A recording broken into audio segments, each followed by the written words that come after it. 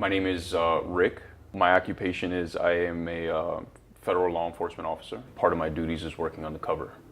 The reason I'm here is specifically PTSD, which has caused me to abuse alcohol. I found out about cycles of change right after June 7th of this year, 2018. Right after I was involved in an on-the-job shooting, which during an undercover operation I was shot twice. During my stay at the hospital, my peer support program manager contacted me and asked if I was willing to travel to California to receive treatment for my PTSD and other personal issues that I was dealing with at the time. I did some thinking, sitting in the hospital bed, and I realized that I wasn't getting any better on my own.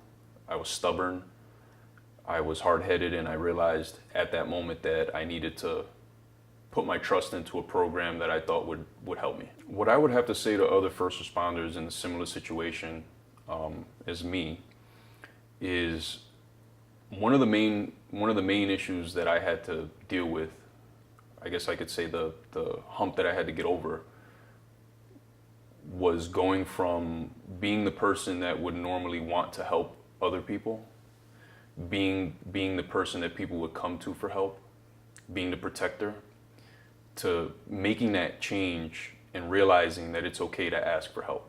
It's hard to admit that we need help.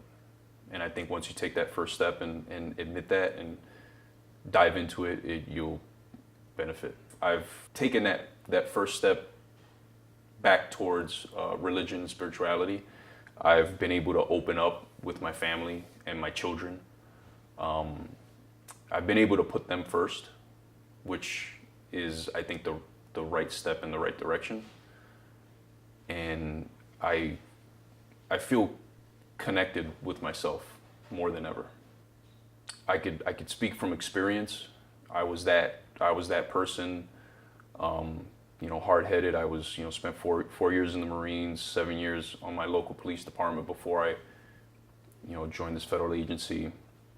And it was really hard to admit to myself that I needed help. But the problem I've seen is that I was more worried about admitting that I had issues and I had problems that I had to deal with my peers.